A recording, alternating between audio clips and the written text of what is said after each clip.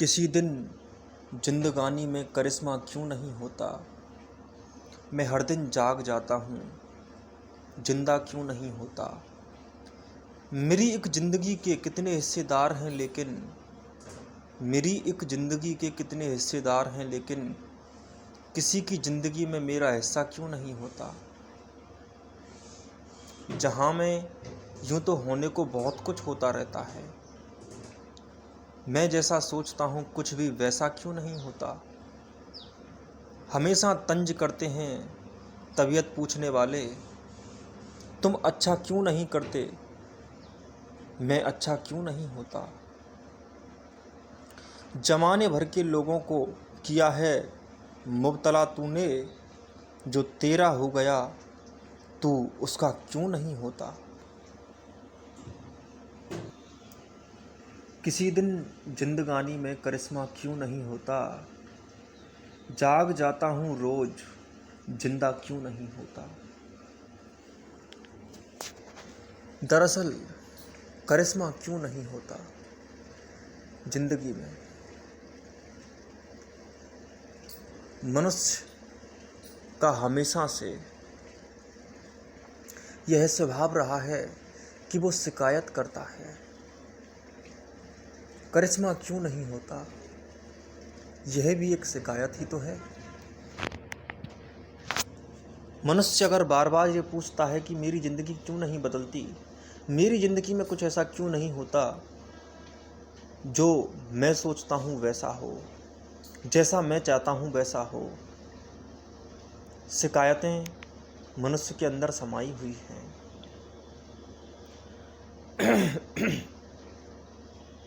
अगर तुम शिकायत को गौर से देखोगे तो शिकायत है क्या। शिकायत क्या प्रदर्शित करती है, मनुष्य की किस प्रवृत्ति, किस मौलिकता की ओर संकेत करती है शिकायत। एक तरफ मनुष्य कहता है कि करिश्मा क्यों नहीं होता और दूसरी तरफ कहता है कि यही तो मेरी शिकायत है कि करिश्मा नहीं होता। करिश्मा अवश्य होता है, परंतु उनके लिए करिश्मा कभी नहीं होता जो शिकायत करते हैं। जब तक शिकायत मौजूद रहेगी, करिश्मा का प्रादुर्भाव तुम्हारे जीवन में संभव नहीं हो सकता। कभी कोई भी चमक, कभी कोई नूर, कभी कोई गहन रस, कोई गहन धारा, कोई गहन संतुष्टि तुम्हारे अंदर प्रवेश पा ही नहीं सकती जब तक तुम्हारे अंदर शिकायत का भाव उपस्थित रहेगा। तुम्हारा पूरा जो अपना जाल शिकायत के रूप में उभर कर आ रहा है, उसको तुम गौर से देखो। कोई भी व्यक्ति कभी भी शिकायत करता है तो शिकायत को हमेशा ही थोप देता है दूसरे पर कि ये शिकायत किसी और की है। परंतु कभी भी शिकायत दूसरे की नहीं होती। शिकायत का हमेशा से ही यह स्वभाव है कि शिकायत कभी कोई दूसरे की नहीं करता, शिकायत हमेशा अपनी ही कर रहा होता है।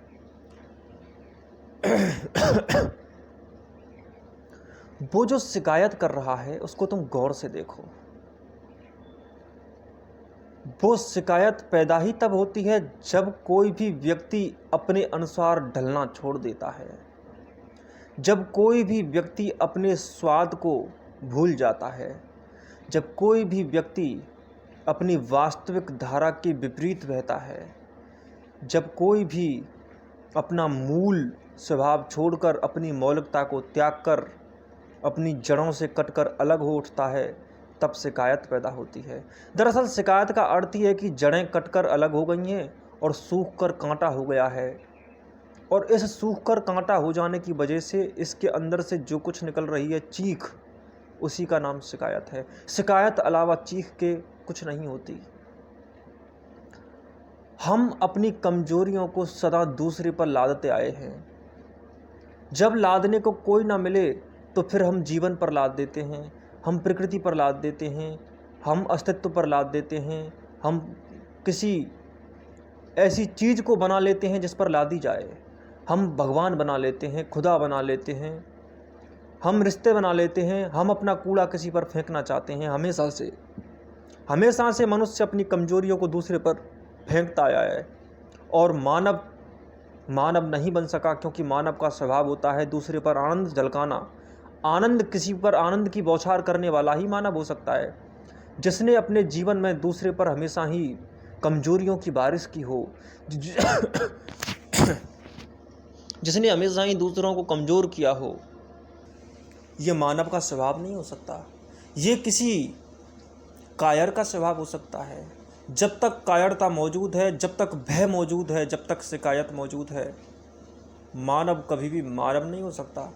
डरा हुआ मानव नहीं होता। डर में कभी मानव नहीं पलते। वो तो सिर्फ एक शैतान की दुनिया है। वो तो सिर्फ कमज़ोर और कायरों के जमावड़े हैं, जहाँ पर इकट्ठे हो गए हैं सभी शिकायत करने वालों के मोहरे। दरअसल तुम तो सिर्फ एक मूर्ति हो, तुम तो सिर्फ एक मोहरा हो, तुम तो सिर्फ एक प्यादे हो। शिकायत तो तुम्हारे अंदर कोई और ही जड़े जमाए बैठा है। पहली बात तो ये कि तुम शिकायत भी कहाँ करते हो। जो शिकायत करता है वो तुम हो, तुम ही शिकायत कर रहे हो। पहली बात तो अगर तुम होते तो शिकायत मिट जाती। शिकायत इसलिए हो रही है क्योंकि तुम नहीं हो। तुम नहीं हो इसी की तो शिकायत है। और शिकायत होती ही किसकी है? शिकायत एक ही बात की होती है हमेशा, कि तुम्हारे अंदर तुम नहीं रहते। शिकायत कभी और दूसरी चीज़ की होती ही नहीं है। शिकायत एक ही चीज़ की होती है कि मैं अपने अंदर मौजूद नहीं हूँ। मेरा खोखलापन सिर्फ एक है, क्योंकि मैं स्वयं को नहीं जानता, मैं जीवन को नहीं जानता, मैं उस नदी के साथ नहीं बहता जिसका मैं हिस्सा हूँ। मैं जिस नदी की बूंद हूँ हमेशा उस नदी से लड़ता हूँ, उसके विपरीत बहता हूँ। मैं अपने अनुकूल नहीं, अपने ही प्रतिकूल हूँ। मैं अपने ही खिलाफ हूँ। मेरी बगावत मेरे ही खिलाफ है। मेरे हाथ आपस में लड़ते हैं। हाथ तो मेरे ही हैं, दोनों ही हाथ मेरे हैं, दोनों ही पैर मेरे हैं। अगर दोनों पैर आपस में लड़ते हैं तो दर्द तो मुझे ही होने वाला है, क्योंकि पैर मेरे ही हैं। समग्रता में तो पूरा शरीर ही मेरा है। अगर मेरे शरीर के अंग आपस में लड़ेंगे तो क्या मैं बच जाऊंगा? तो क्या मैं चोटग्रस्त नहीं होऊंगा? तो क्या मुझे क्षति नहीं पहुंचेगी? क्या पीड़ा से मैं बच जाऊंगा? क्या दुख मुझे नहीं होगा? दुख तो होगा, दुख से बच नहीं सकोगे। तुम अगर गौर से देखो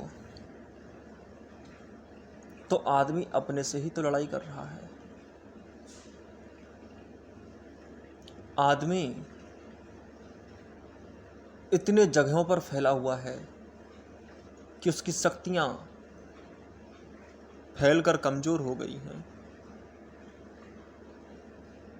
जैसे लाइट अगर एक ही वायर से होकर ना गुजरे तो फिर वो फैलकर कमज़ोर हो जाती है। वो कुछ जलाती नहीं बल्ब वगैरह, ना ही कुछ काम आती है, क्योंकि उसकी धारा इकट्ठी नहीं चलती। उसके इलेक्ट्रॉन बिखर जाते हैं। उसकी पूरी शक्ति बटकर समाप्त हो जाती है, नष्ट हो जाती है और ओझल हो जाती है। ठीक वैसे ही मनुष्य भी बहुशाखित है। उसका मस्तिष्क बहुत शाखाओं में विभाजित है। उसका मन बहुत शाखाओं में विभाजित है। उसकी बुद्धि बहुशाखित है। उसकी शक्तियाँ बटी हुई हैं। किसी से कुछ सीख लिया है, किसी से कुछ। चारों तरफ से आने वाले विभिन्न विचार अपनी तरफ जब उसे खींचते हैं तो उसकी हालत वैसी हो जाती है, उस रस्से जैसी जो दोनों तरफ से खींचा जा रहा है। जो रस्से का खेल होता है जिसमें दोनों ही प्रतिद्वंदी होते हैं, जो अपनी तरफ रस्से को खींचते हैं। आदमी की हालत उसी रस्से जैसी है जो दोनों तरफ से खींचा जा रहा है, और पूरा प्रेशर तो उसी पर पड़ रहा है। क्योंकि वो दोनों ही तरफ के प्रतिद्वंदियों से मुक्त नहीं है। जिनको वो समझता है कि वो उसी के अनुकूल हैं वो भी उसके प्रतिकूल हैं, और जिनको समझता है कि वो उसके प्रतिकूल हैं वो भी प्रतिकूल हैं, क्योंकि वो अगर अपने ही रंग से रूबरू नहीं है तो वो कहीं भी चला जाए, आखिरकार तो वो अपने आप से तो दूरी बना ही रहा है। उसका अपना स्वाद तो चला ही गया, उसकी अपनी रंगत तो फीकी पड़ ही गई, और उसका अपना तो वजूद मिट ही गया। सच तो ये है कि जब मनुष्य बढ़ जाता है तो बंटने के बाद वो स्वयं नहीं रहता। ये बात जो लोग कहते हैं कि उसने मेरे साथ बुरा किया, उसने मुझे धोखा दिया, मेरे साथ कभी ठीक नहीं होता, मैं हमेशा अच्छा करने जाता हूँ और मेरे साथ हमेशा ही बुरा होता है। मैंने तो किसी का कभी कुछ नहीं बिगाड़ा, आखिर लोग मेरे दुश्मन क्यों बन बैठे हैं? क्या हो गया है इन सबको जो मेरे खिलाफ हो गए हैं? आखिर मेरे अपने प्रियजन, मेरे बंधु, मेरे परिवारजन, मेरे रिश्तेदार, ये भी मेरे खिलाफ हो गए। फिर जो अंदर से बात आती है कि हमें तो अपनों ने लूटा, गैरों में कहाँ दम था, जहाँ मेरी कश्ती थी डूबी वहाँ पानी कम था। सच तो ये है कि ना कोई कभी लूटता है। ये कहने की बातें हैं कि हमें तो अपनों ने लूटा, सच तो ये है कि तुम अपने ही नहीं हो। जब तुम अपने ही नहीं हो तो तुम्हारा भी अपना कौन होगा? पहले तुम अपने तो हो जाओ, तब तुम अपने को अपने कहना। जब तुम अपने ही नहीं हो तो तुम अपने को अपने कैसे कह सकते हो? पहली बात तो ये कि तुम स्वयं अपने नहीं हो, तो जब तुम अपने ही नहीं हो तो तुमसे जो भी निकलेगा वो तुम्हारा नहीं होगा। यहाँ तक कि अगर तुम्हारे संबंध भी तुमसे निकलेंगे तो तुम्हारे संबंध कैसे हो गए? माना कि तुम्हारा कोई दोस्त है जिससे तुम पहली बार मिले हो और तुम कहने लग जाओ कि ये अनजाना व्यक्ति जिसको मैं आज ही मिला हूँ कुछ 30 मिनट पहले, अब इसके सारे रिश्तेदार मेरे रिश्तेदार हैं, और उसके रिश्तेदार आए और वो तुम्हें पहचाने भी ना, और तुम कहो कि मैं तुम्हारा रिश्तेदार हूँ, और वो तुमसे कहेंगे तुम्हारा दिमाग खराब हो गया है, तुम मूर्ख हो क्या, हम तुम्हें जानते नहीं, तुम्हें समझते नहीं। उसके रिश्तेदार तुम्हारे रिश्तेदार कैसे हो गए?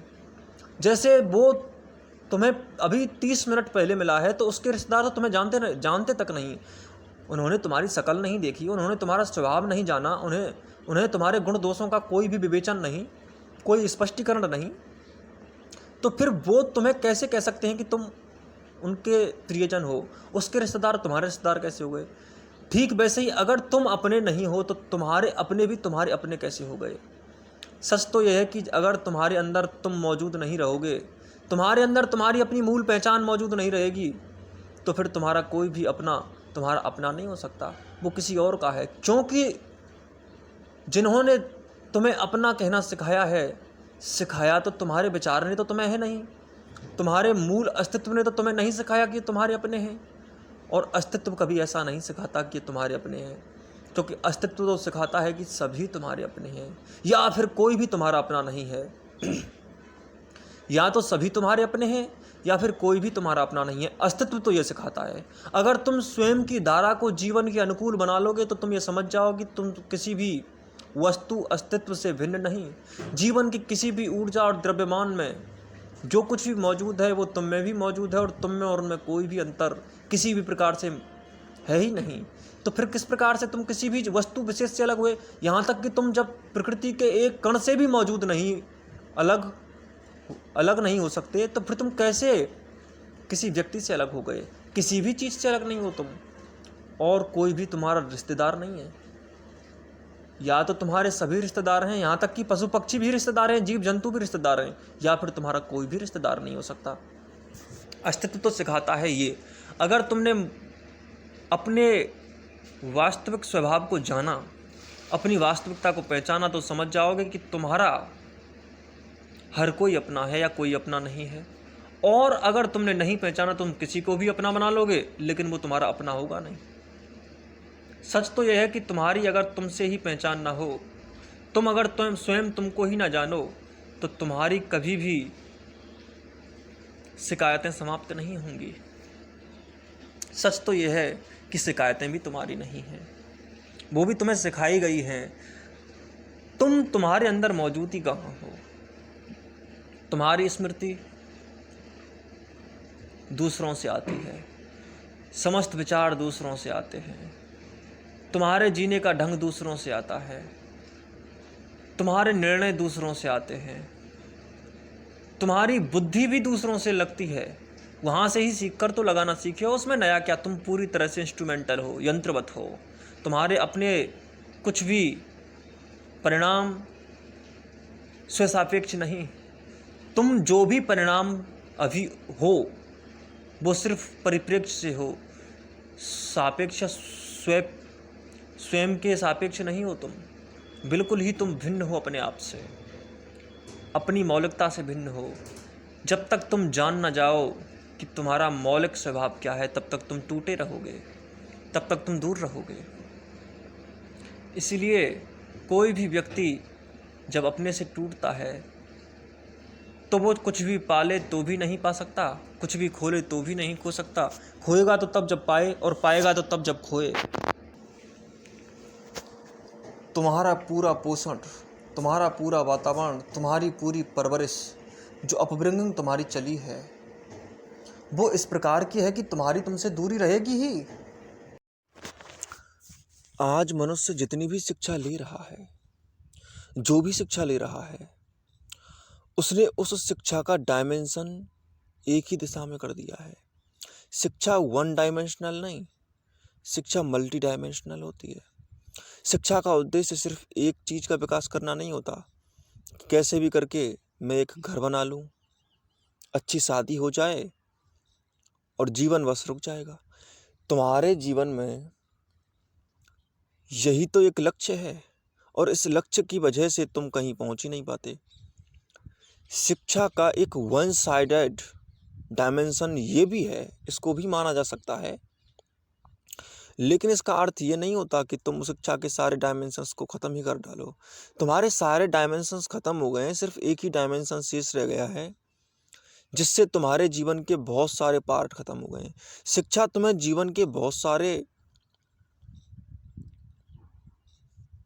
आयाम देती है, और तुमने एक ही आयाम को ऊंचाई पर रख दिया। जब तुमने एक ही आयाम को ऊंचाई पर रख दिया तो एक ही दिशा में जीवन भी ऊंचा हो जाएगा। अब पूरी दुनिया में बिल्डिंगें तो बहुत बन गई, पूरी दुनिया में खाने की डिशेज तो बहुत आ गई। जितने खाने आज उपस्थित हैं दुनिया में, इतने खाने के प्रकार, इतनी वैरायटीज कभी उपस्थित नहीं थी। जितनी सुख सुविधाएं आज उपस्थित हैं उतनी कभी उपस्थित नहीं थी। सुख सुविधाएं तो उपस्थित हैं, लेकिन सुख लेने वाला है ही नहीं। खाना तो बहुत उपस्थित है, लेकिन खाना पचाने वाला नहीं है। खाने का स्वाद लेने वाला तो चला गया, क्योंकि शिक्षा का एक ही आयाम तुमने मजबूत किया, दूसरा आयाम छोड़ दिया। दूसरे आयाम को छोड़ने की वजह से पहले आयाम का भी कोई अर्थ नहीं रह गया। आज दुनिया की हालत ऐसी हो गई है कि सोता डबल बेड पर है, लेकिन चिंता लेकर। आज आदमी की मनोस्थिति बहुत ही नीचे गिर चुकी है। उसे छोटी छोटी समस्याएं भी विचलित कर डालती हैं, उसे छोटे छोटे संकट पूरी तरह से विक्षिप्त कर देते हैं, और वो जानवरों की तरह व्यवहार करने लग जाता है। उसे जानवर बनने में बिल्कुल भी वक्त नहीं लगता। पहली बात तो ये, जानवर बनने में वक्त लगे कहाँ से। जानवर के ही तो करीब वो है, जिंदगी जी रहा है। जानवर वो है, जानवर इसलिए है क्योंकि जानवर के विकास की तरह ही तो उसने अपना भी विकास किया है। उसका विकास सिर्फ एक है जो जानवरों का विकास है, क्योंकि जानवर दैहिक विकास करता है, जानवर सुरक्षा चाहता है, जानवर सिर्फ और सिर्फ देह केंद्रित होता है, और मनुष्य का जो आयाम देह से संबंधित है उसी को तो मनुष्य ने विकसित किया है। तो फिर तुम किस प्रकार से कहोगे कि विकास हुआ? विकास नहीं हुआ, क्योंकि मनुष्य का विकास तो नहीं हुआ। मनुष्य के शरीर का विकास भले हुआ होगा, लेकिन मनुष्य का विकास नहीं हुआ, उसके मन का विकास नहीं हुआ, उसकी बुद्धि का विकास नहीं हुआ। जिनकी बुद्धि है भी वो एक्सेप्शंस हैं, अपवाद हैं। उनको हम इनमें नहीं गिनेंगे। और जो अपवाद स्वरूप हैं, जो व्यक्ति थोड़े से इंटेलिजेंसिया रखते हैं, वो पूरी इंटेलिजेंसिया दुनिया में कुछ सुख सुविधाएं लाने की क्षमता रखती है, वो ही लेकर आए हैं। बाकी तो भेड़ों की तरह केवल चाट मचाने वाले हैं, उनके पीछे चलने वाले हैं। उन्होंने कुछ भी नहीं किया, उन्होंने सिर्फ एक कायरता भरी जिंदगी जी है, इसके अलावा उनके जीवन में कुछ भी नहीं।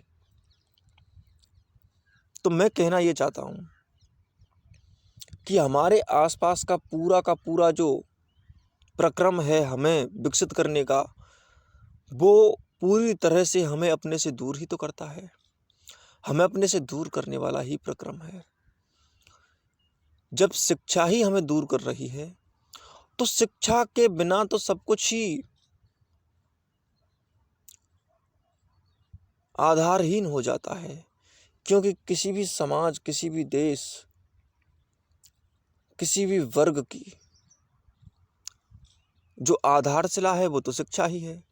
और जब शिक्षा ही तोड़ने वाली हो जाए, तो शिक्षा जैसी होगी वैसी ही चीज़ें वहाँ उस देश में पनपती हैं, फैलती हैं।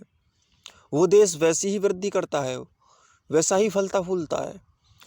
अगर वो वैसा ही फलता फूलता है, तो आधारहीन शिक्षा जो हमें खोखला करती है, विक्षिप्त करती है, हमें तोड़ती है, तो सारी ही व्यवस्थाएं भी तोड़ने वाले ही होंगी। आज राजनीति सिर्फ तोड़ती है, आज कलाएं सिर्फ तोड़ती हैं।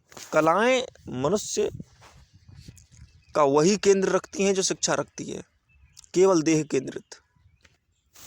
अब राजनीति की भी बात कर लें, राजनीति भी हमें अपने आप से तोड़ती है। अब कलाएं जैसे मैंने कलाओं की बात की, कलाओं की भी बात करें तो अब आदमी कला भी इसलिए सीखना चाहता है, ऐसे नहीं कि उसके जीवन का कोई विकास हुआ है। म्यूजिक अगर किसी के अंदर है तो वो इसलिए म्यूजिक नहीं है कि म्यूजिक उसकी अंदर से निकल रहा है, म्यूजिक उसके शरीर से निकल रहा है, अंदर से नहीं निकल रहा है, उसकी मन बुद्धि रूह से नहीं निकल रहा है। उसका केवल एक बना बनाया मुखौटा है, और जो संगीत उसमें उपस्थित है वो आगे नहीं बढ़ पाएगा, जितना है उतना ही रह जाएगा। वो कला तो सीखनी पड़ी क्योंकि वो आवश्यक हो गई थी, उसे आगे नहीं जाना, और ना किसी को वो आगे ले जाना चाहता है। वो सिर्फ अपने तक सीमित रह जाएगा, उसका फैलाव वास्तविक फैलाव नहीं हो पाएगा। वो अगर फैलेगा भी तो अब इसलिए क्योंकि वो सिकुड़ना चाहता है। अपने सिकुड़ाव के लिए फैलाव आधारहीन शिक्षा की देन है। इसीलिए विक्षिप्त शिक्षित शिक्षा हो तो समाज भी विक्षिप्त हो जाता है, उसकी सारी व्यवस्थाएं रुग्ण हो जाती हैं, रोगी हो जाती हैं, बीमार हो जाती हैं। आज अगर तुम गौर से देखो तो व्यवस्था सिर्फ इसलिए है क्योंकि व्यवस्था है, आदमी के लिए व्यवस्था नहीं है। आदमी के सापेक्ष व्यवस्था नहीं है, व्यवस्था के सापेक्ष आदमी हो गया है। वो व्यवस्थाएं बस कर दी हैं, ये सोचकर नहीं की हैं कि वो किस दिशा में कैसे जाएंगी। उनका ना कोई वर्तमान मजबूती से तय किया गया, ना भविष्य ना भूत, कुछ भी तय नहीं किया गया। उन्हें बस आंख मूंद कर आगे ले जाया जा रहा है। उनकी प्रक्रियाएं, उनकी क्रियाएं बहुत ही सिकुड़ाव रखती हैं। उनमें कोई ना दूरदर्शिता है, ना बुद्धिमानी है, ना समझ सोच की गहरी पैठ, उनमें कुछ खास बचा ही नहीं है। वहाँ है तो सिर्फ एक अंधे की डगर, इसके अलावा और कुछ भी नहीं। वहाँ खोखलापन पाओगे। इसलिए हम चारों तरफ से जैसे बड़े हुए हैं, बड़े होने पर यह तो होना ही था कि हम अपने आप को सिर्फ और सिर्फ सिकोड़ सकते हैं, अपने आप को सिर्फ अपने से दूर कर सकते हैं। अपने जीवन को फैलाने की बजाय अपने जीवन में सिकुड़ाव लेकर आए हैं हम, और इस सिकुड़ाव ने आदमी को कमज़ोर बनाकर रख दिया है। किसी भी मनुष्य के अंदर उस मनुष्य की स्वशक्ति जो प्रकृति प्रदत्त है, और जो अभ्यास के द्वारा वो जगा सकता था अपने आप को, उसकी तरफ उसका कभी ध्यान ही नहीं गया। क्योंकि ध्यान देने के अन्य आयाम भी तो हमारे सामने उपस्थित हैं। हमारे चारों तरफ जो हमें भटकाने वाले मौके हैं कि ये कर लो, वो कर लो, इधर चले जाओ, वैसा कर लो, जीवन को ऐसा बना लो, जीवन को वैसा बना लो, हजारों तरह के सलाहकार मौजूद हैं चारों तरफ। हजारों तरह के नए नए तरीके विकसित करने वाले हमारे सामने हैं, लेकिन वो सारे के सारे तरीके तुम्हारी जड़ों से कोई संबंध नहीं रखते।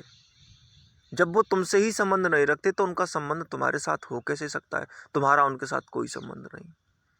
और अगर फिर भी तुम उनसे संबंधित हो जाओगे तो याद रखो, तुम भी टूट जाओगे।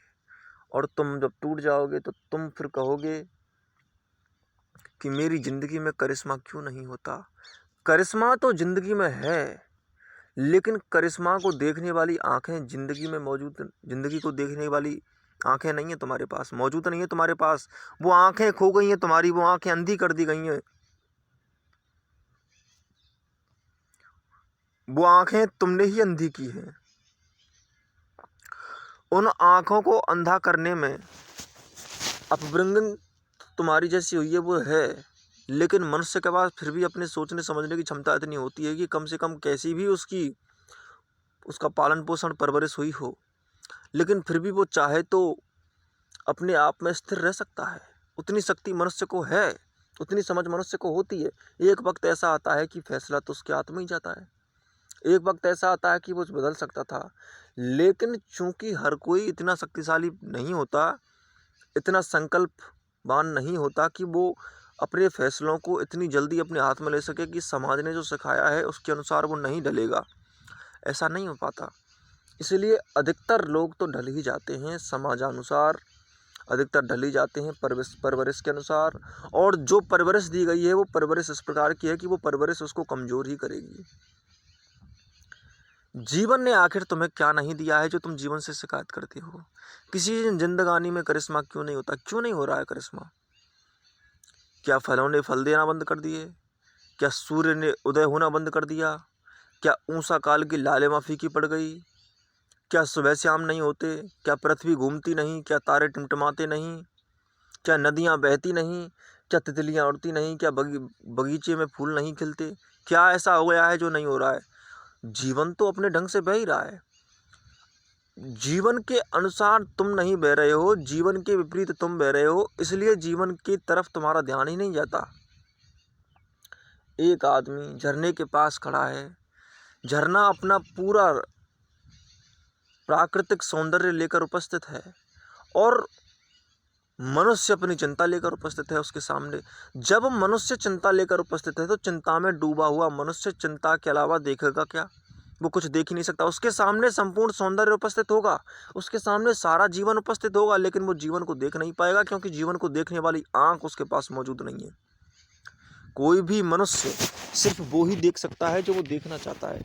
सच तो यह है कि तुम अपने जीवन में सिर्फ देखना चाहते हो तो एक सिकुड़ी हुई आंख से निकली हुई नज़र का नज़ारा, इसके अलावा तुम देखना क्या चाहते हो? तुम्हारी देखने के इरादे कहाँ हैं?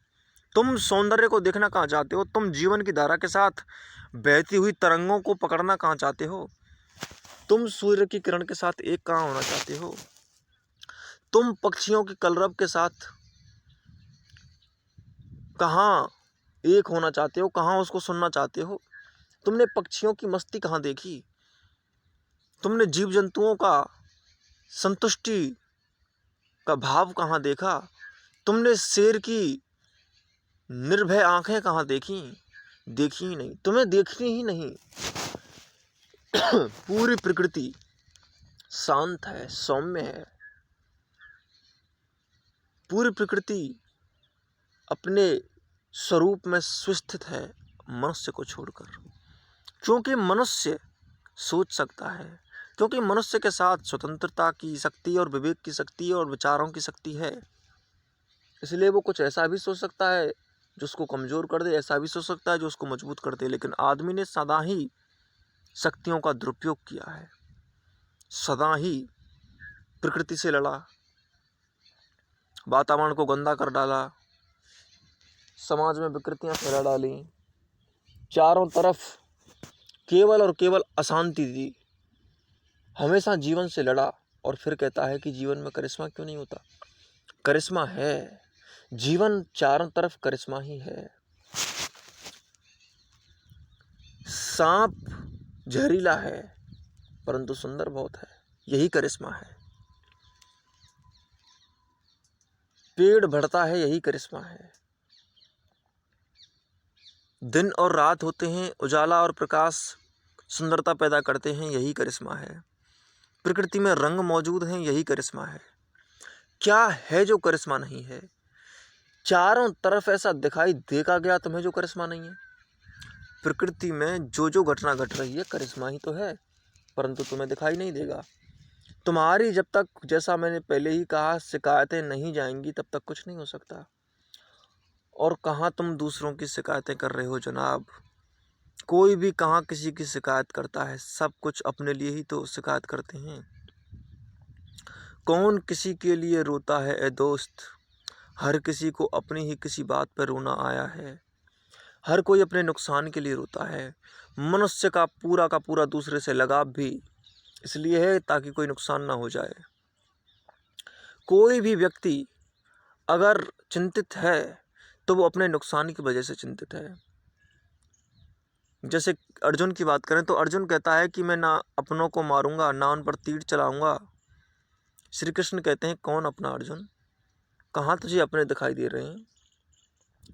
आदमी क्या करता है? आदमी अपना बनाता चला जाता है। सच में व्यक्ति को अपना नहीं बनाता, उसका कुछ अपना बनता है। वो कहता है मेरा शरीर, मेरी शर्ट, मेरा बैग, मेरा जोड़ दिया। अब उसका मेरा जैसे जैसे बड़ा होता चला जा रहा है, उस मेरे में कुछ ना कुछ जुड़ता चला जा रहा है। मेरे का अर्थ है ममत्व का भाव। अब ममत्व का जैसे जैसे फैलाव होता है, जैसे मन का फैलाव होता है, मन बनता चला जाता है, ठीक वैसे ही व्यक्ति का मेरा भी बनता चला जाता है। अब मेरे में बहुत सी चीज़ें वो जोड़ता चला जाता है। मेरा ज्ञान, मेरी पढ़ाई, मेरी नौकरी, मेरा जीवन, मेरी सांसें, मेरा शरीर, ऐसी बातें जोड़ता चला जाता है। फिर मेरे में जोड़ जाता है मेरी माँ। सच तो यह है, माँ को कोई भी मतलब नहीं है बेटे से, और बेटे को कोई मतलब नहीं है माँ से। माँ में अपना मेरा है जो कहती है कि मेरा बेटा। अब अगर किसी व्यक्ति की माँ मर जाती है, वो कहता है मेरी माँ मर गई। सच ये है कि उसकी माँ नहीं मरी, उसके अंदर जो मेरा था, उस मेरे का कुछ भाग कट गया। अब माँ चली गई, माँ से मतलब नहीं है, मेरा चला गया, मेरी माँ चली गई। वरना माँ तो बहुत मर रही हैं दुनिया में। माँ किसी शरीर को साध कर तो नहीं रहती। माँ तो एक गुण है, प्राकृतिक गुण है। अगर माँ है तो माँ किसी में भी मिल जाएगी, किसी भी औरत में माँ मिल सकती है। लेकिन व्यक्ति केवल उसको माँ कहता है जो जननी होती है, जननी माँ नहीं होती है। लेकिन व्यक्ति ने तय कर लिया है कि यही माँ है, ये मेरी माँ है। माँ में भी मेरी जोड़ दिया, माँ ने भी मेरा बेटा बोल दिया। मेरा मरता है, मेरे में कुछ जुड़ा। अपनत्व, ममत्व, अपनत्व भी नहीं। अपनत्व तो प्राकृतिक रूप से जीवन के सापेक्ष होता है। जीवन की धारा ही अपनत्व रखती है। अपनापन अलग है, मेरापन अलग है, ममत्व अलग है। आप आदमी ने अपनेपन को तो छोड़ दिया है, मेरेपन को पकड़ लिया है, ममत्व का भाव पकड़ लिया है। अब मेरा जो आदमी कहता है, अब उसके अंदर वो मेरा बढ़ता ही चला जाता है। मेरा दोस्त, मेरा परिवार, मेरा घर, मेरी गाड़ी। अगर वो गाड़ी टूट जाएगी तो कुछ मेरा टूट जाएगा, मेरा कम हो जाएगा, नुकसान मेरा हुआ।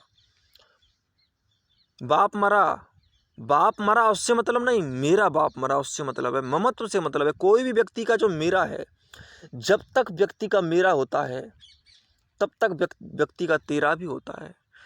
क्योंकि वो डिवाइडेशन करता है, वो अलग करता है, वो तोड़ता है। वो कहता है कि ये चीज़ तेरी है, ये चीज़ मेरी है। मैं मेरा ममत्व बड़ा कर रहा हूँ तो तेरा बड़ा करते दोनों ही ममत्व को ही बड़ा है। अर्जुन कहता है कि मेरे गुरु, सच ये है कि गुरु से उसे कोई मतलब नहीं है। गुरु तो उसके खिलाफ जो लोग खड़े हैं उनके साथ ही खड़ा है, कौरवों के साथ खड़ा है, पितामह भी कौरवों के साथ खड़ा है। तो मेरा किसको कह रहा है? असलियत में जीवन और धर्म का स्वरूप उसका है, लेकिन अर्जुन उसको अपना नहीं कह रहा है। अर्जुन बार बार समझाते हैं कि देखो अर्जुन, धर्म ही तेरा है, लेकिन तू किसको अपना कह रहा है? सच तो यह है कि तू इनको अपना नहीं कह रहा, तू मेरा बना चुका है कुछ। वो समझता है कि मेरे गुरु वो भीम के भी हैं, गुरु वो युधिष्ठिर के भी हैं, लेकिन अर्जुन कहता है मेरे गुरु, क्योंकि गुरु ने उनको ज़्यादा सिखाया, उसको ज़्यादा सिखाया, तो उसके ज़्यादा गुरु हो गए। गुरु तो वो थे ही, सबके गुरु थे, लेकिन मेरे गुरु, मेरे पिता में मेरे अपने, वो समझता है कि मैं अगर इन्हें मार दूंगा तो मेरा कुछ नुकसान हो जाएगा, क्योंकि मेरे जीवन का एक पार्ट है, मेरे अपनेपन का नहीं बल्कि मेरे ममत्व का एक पार्ट है कि मेरे ममत्व में मेरे गुरु भी आते हैं। अगर गुरु मरा तो मेरे ममत्व का कुछ हिस्सा मर जाएगा। इसका अर्थ है अर्जुन का कुछ हिस्सा मर जाएगा, द्रोण का कुछ हिस्सा मरेगा, इससे मतलब नहीं है। द्रोण मरेगा ठीक है, लेकिन द्रोण का हिस्सा नहीं मरेगा, इससे हिस्सा तो अर्जुन का ही मर रहा है। अर्जुन समझता है मेरा गुरु मरा, दुख इस बात का नहीं है कि गुरु मरा, गुरु तो मर जाए, क्योंकि गुरु तो दुश्मनों की शक्ति है। वो जो शरीर मरा उससे मतलब नहीं है, उसका गुरु नहीं मरना चाहिए। काश कोई ऐसी युक्ति होती कि अर्जुन का द्रोण ना मरता, कौरवों का द्रोण मर जाता, तो अर्जुन इससे संतुष्ट हो जाता। उससे द्रोण से कोई मतलब नहीं, उससे अपने गुरु से मतलब है, उसका अपना नुकसान ना हो जाए। आदमी अपने नुकसान से डरता है हमेशा, इसलिए याद रखो कि कोई भी जो शिकायत करता है ना, वो दूसरे पर थोप कर शिकायत भी करता है, तो वो शिकायत दूसरों की नहीं कर रहा है, वो शिकायत अपनी कर रहा है, वो अपने नुकसान की शिकायत कर रहा है। कोई भी व्यक्ति अगर किसी की निंदा भी कर रहा है तो याद रखो वो अपनी किसी कमजोरी को बाहर ला रहा है। कोई भी व्यक्ति अगर किसी की प्रशंसा कर रहा है तो सावधान हो जाना। कोई भी व्यक्ति अगर कोई भी हरकत कर रहा है तो याद रखना उसके ममत्व से, उसकी मूर्खता से, उसकी शिकायतों से वो निकल रही है। कोई भी व्यक्ति हालांकि जब प्रशंसा भी करता है तो प्रेम से भरकर नहीं करता है। याद रखो प्रशंसाएं भी आज दोहरी हो गई हैं। जब कोई व्यक्ति प्रशंसा करता है तो सच में गौर से देखो वो शिकायत ही कर रहा है, व्यक्ति की शिकायतें। जब तक व्यक्ति की शिकायतें समाप्त नहीं होंगी तब तक व्यक्ति के जीवन में कोई भी प्रेम की धुन प्रवेश नहीं पा सकती। और प्रेम की धुन प्रवेश तभी पाती है जब जीवन और व्यक्ति एक हो जाते हैं। एक हो जाना ही प्रेम है, एक हो जाना ही तो प्रेम है, और एक हो जाना ही चमत्कार है, एक हो जाना ही जीवन है, एक हो जाना ही शक्ति है। शक्तियाँ एक हो जाती हैं तो जीवन बन जाता है, तब होता है करिश्मा। याद रखो करिश्मा मैं किसको कह रहा हूँ, किसी चमत्कार को नहीं कह रहा हूँ। वो तो महामूर्खता के बादल हैं जो व्यक्ति के बुद्धि चेतना के ऊपर छाए हुए हैं, मैं उनकी बात ही नहीं करता। वो तो गर्त में धंसी हुई बातें हैं। चमत्कार भी शिकायत है, क्योंकि व्यक्ति जीवन में कुछ कर ना सका, व्यक्ति अपने जीवन की धारा को जान ना सका, इसलिए तो चमत्कार की बात करता है। तो वो तो कमजोरियों की बातें होती हैं, उनको मैं कर ही नहीं रहा हूँ। किसी दिन जिंदगानी में करिश्मा क्यों नहीं होता, मैं हर दिन जाग जाता हूँ, जिंदा क्यों नहीं होता। जिंदा रहने का अर्थ क्या होता है, जिंदा रहना क्या है? दरअसल मनुष्य ने अपनी कंफर्टेबिलिटी के अनुसार जीने के ढंग विकसित किए। जीने के जितने भी ढंग विकसित किए वो विकसित तो इस अनुसार करेगा जो उसके लिए आरामदायक हों, जो उसके लिए परेशानी पैदा ना करें। जैसा वो चाहता है वैसे ही हो जाएं। मनुष्य ने जो भी परिभाषाएं निर्मित की हैं वो परिभाषाएं कहाँ से निकल कर आ रही हैं, उन परिभाषाओं की गंगोत्री क्या है, उन परिभाषाओं के बादल किस भाव से बने, इन परिभाषाओं की किरणें किस सूर्य से निकल कर आ रही हैं। तुम इस बात को अगर गौर से समझोगे तो ये देखोगे कि मनुष्य ने जितनी भी परिभाषाएं की हैं वो परिभाषाएं अपने डर को दबाने के लिए की हैं, सिर्फ डर को दबाने के लिए। उसने भगवान बनाया अपने अनुसार, उसने यंत्र खोजे अपने अनुसार, प्रकृति से उसे कोई लेना देना नहीं कि प्रकृति के खिलाफ हैं कि प्रकृति के साथ। आज पूरी पृथ्वी को प्रदूषण से युक्त कर दिया है, जीव जंतुओं में हाहाकार मचा डाला। अगर प्रकृति संगत होता, प्रकृति के अनुकूल होता, अस्तित्व के अनुकूल होता पूरा विकास, तो पूरे विकास से हर किसी प्राणी को सुकून पहुंचता, सहारा पहुंचता, उनके भी अनुकूल होता। आज गायें बेचारी सड़कों पर पागल हो चुकी हैं, शेर पिंजरे में बंद हैं, और शेरों को जैसा वातावरण चाहिए वैसा वातावरण नहीं मिल पाता। चारों तरफ वाहनों के हॉर्न उन्हें अपना स्वभाव कहाँ रखने दे रहे हैं। जीव जंतुओं जैसे कहाँ हैं, अब तो वो बिल्कुल यंत्र जैसे हो गए हैं। पिंजरे में पड़े रहो, जैसा मनुष्य चाहता है वैसे जिएंगे जानवर। सारे जीव जंतुओं को तो चिड़ियाघरों में इकट्ठा कर दिया, ना उनको जीने की उपयुक्त जगह मिलती है, ना रहने के लिए समुचित खाना। मनुष्य के विकास ने पूरी प्रकृति को तोड़ दिया। प्रकृति संतुलित होने के लिए अपना काम कर रही है, फिर हजारों तरह की बीमारियां पैदा होती हैं, हजारों तरह की प्राकृतिक आपदाएं आती हैं, संकट आते हैं। कहीं बाढ़ बनती है, कहीं भूकंप आते हैं, कहीं सुनामी आती है, कहीं अतिवृष्टि हो जाती है, कहीं सूखा पड़ जाता है। किसी क्षेत्र विशेष में पानी बिल्कुल नहीं, कहीं इतना पानी है कि पानी समा नहीं रहा है। हजारों तरह की प्राकृतिक आपदाओं का कारण आज मनुष्य का स्वयं का असंतुलन है। उस असंतुलन से मनुष्य ने अपने चारों तरफ असंतुलन के घेरे तैयार कर लिए हैं, जिनसे वो भी स्वयं असुरक्षित हो गया है। मनुष्य जो भी परिभाषा करता है विकास की, विनाश की, खुदा की, ईश्वर अल्लाह की, खोज की, वो सिर्फ